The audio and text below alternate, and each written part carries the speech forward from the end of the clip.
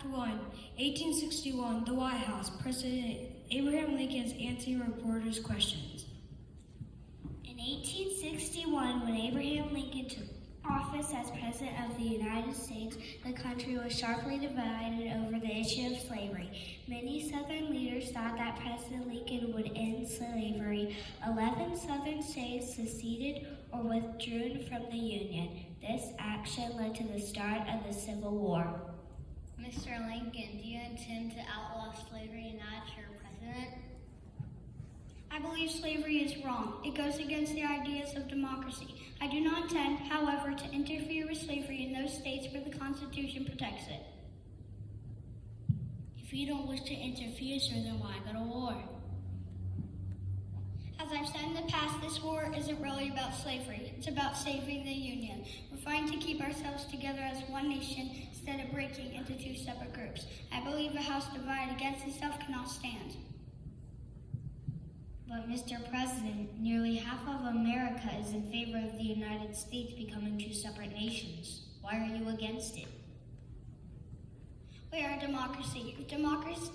If democracy can be destroyed by a minority, then the whole idea of self-government is a failure. Suppose we do not remain one united nation. Imagine what the leaders in the other countries will say. They'll say democracy doesn't work. They'll say people aren't capable of ruling themselves, that someone else must rule over them. Democracy works. We must prove that it does. To do that, we must remain united.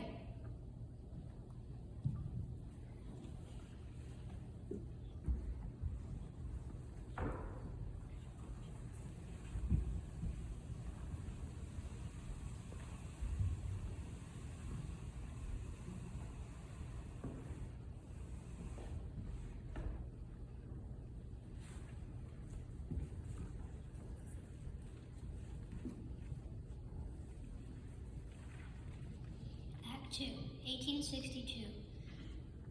President Abraham Lincoln and Mary Todd Lincoln are discussing the possibility of freedom for slaves.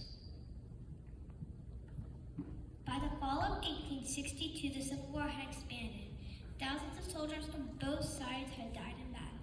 As the war continued, so did the fight over slavery. In the North, 200,000 Black Americans had served the Union as laborers, nurses, scouts, and spies. They rarely received the same amount of pay or equipment as white people did. In the South, Black people remained in slavery. Although Lincoln had wanted to interfere with slavery in the southern states where it was legal, he was beginning to change his mind.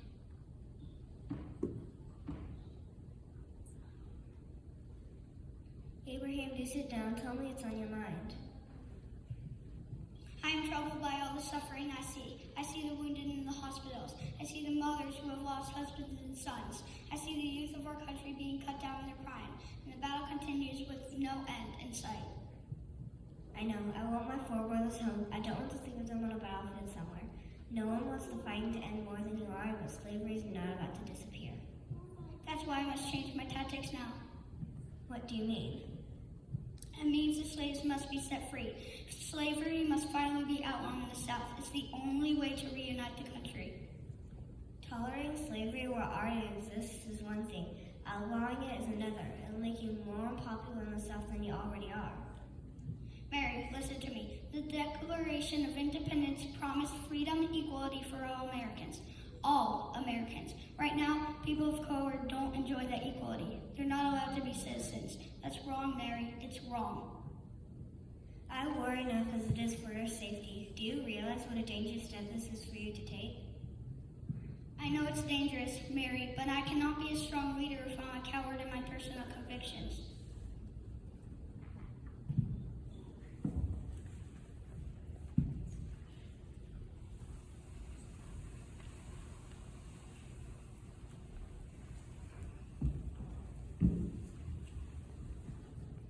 Act 3, 1862, the White House.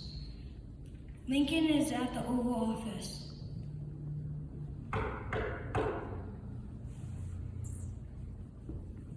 Excuse me, Mr. President, but a group of war widows asked if you might see them now. Yes, of course. Send them in. I am very sorry for your losses. Nothing can be done to bring them back. We do beg you, please, Mr. President, to call an end of the fighting immediately so no one else has to suffer as we do. My heart goes out to you and all the other widows and mothers who suffer. Then why can't you simply declare an end to the conflict?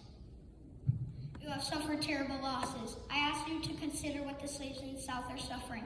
They are living without freedom, without rights. Their suffering has lasted for generations. As long as slavery remains legal, they'll continue to suffer for generations more. That's not democracy.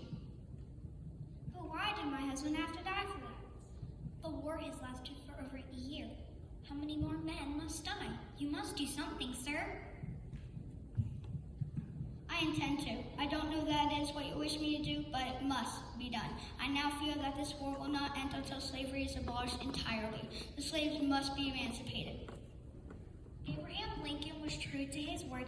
On January 1st, 1863, he issued the Emancipation Proclamation. It stated that slaves and states rebelling against the Union were now free. Unfortunately, Lincoln's declaration did not end the Civil War. The Southern states ignored the order and the fighting continued. However, the proclamation did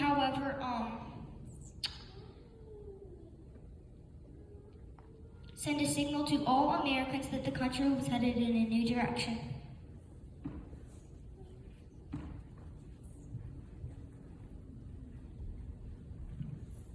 Act 4, 1863, November 19th.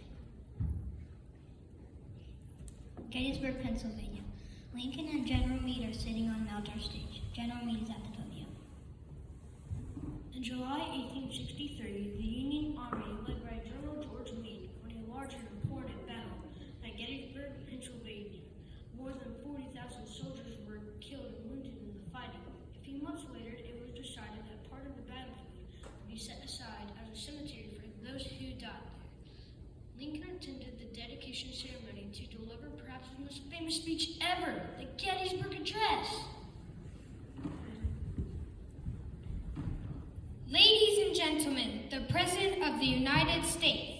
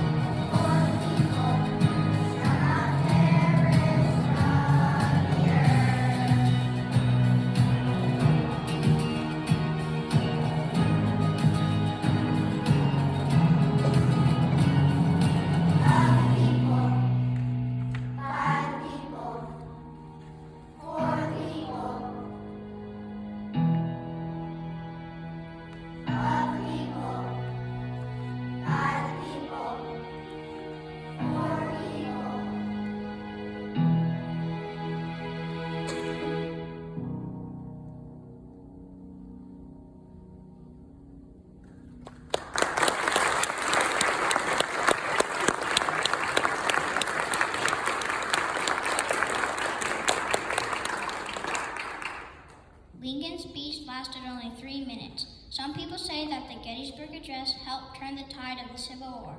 For although the fighting continued for another year and a half, Lincoln's words gave the Union the inspiration that it needed to finally achieve victory. As Mary Lincoln feared, her husband's life did end in tragedy. Lincoln's dreams did not die with him. The Emancipation Proclamation was the start of a long struggle for civil rights and equality for all Americans.